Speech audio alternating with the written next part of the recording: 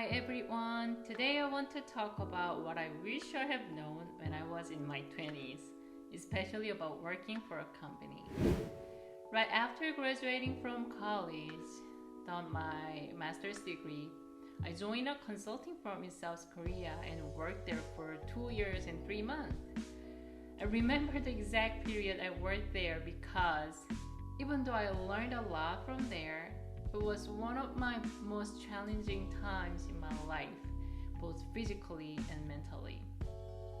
I was severely sleep deprived and worked as a zombie. I couldn't make any social events with my friends or family. I also had a hard time getting along with my manager. I constantly felt like I wasn't myself at all. And that bothered me a lot. I ended up leaving the company and pursuing a different life path. But looking back, I believe there must be better ways to deal with those issues. So today I want to share how you would approach differently to keep you safe and sane at your work, both physically and mentally. Let's get started. You will have to organize or prioritize your work. There was no personal life for me when I worked there. I almost went home at around 2 or 3 in the morning. One night, in a cab, after leaving the office around 3 a.m., the taxi driver was speeding, of course, because there's no other cars really on the road. I thought I might die in a car crash. At the same time, I also thought I wouldn't regret it because I didn't need to work anymore. From that point, I think I started seriously thinking that this job was not sustainable for me in the long run. Do not work constantly. Make your surroundings that can help you focus on your work when you work.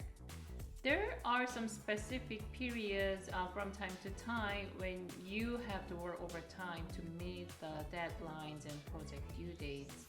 But other than that, don't put yourself into a situation where you constantly work after 5 or 6 p.m. This means you need to focus on your work while working, so no constant checking your phone, especially your social media. Minimize your back and forth instant messages with your friends or family, or no back and forth emails with your coworkers.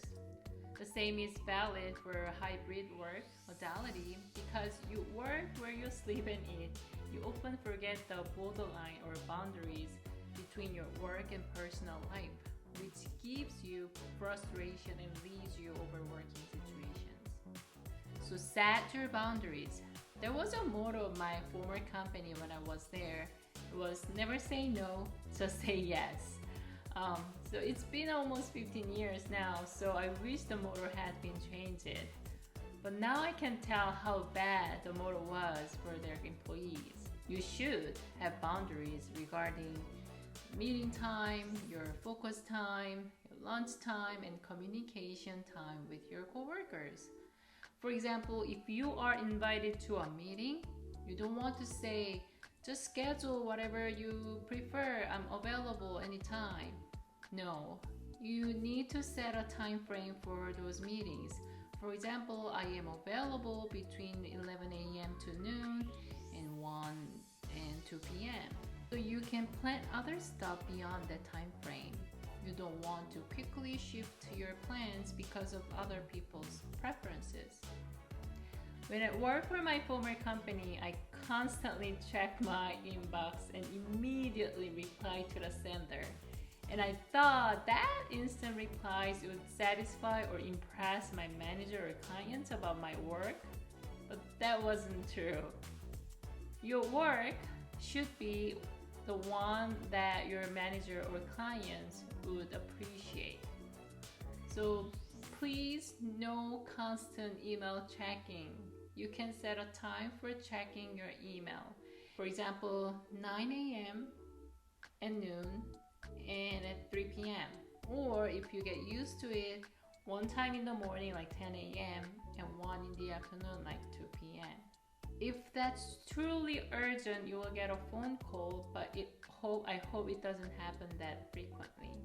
I know it's very tempting to check your inbox to know what's new on your plate, but don't expect to work on urgency. You need to work upon importance. Urgency does not equal importance, and you must focus on the important stuff. Same for the students, so please don't open your inbox and constantly read them as they pop up. Turn off your notification alarm. Your study and your professor's presence is the most essential and urgent part in your classroom. Now, what to do with your interpersonal relationships? How to get along with your boss or managers? Do you even need to? Don't become a friend of your team members. You don't even need to like your boss.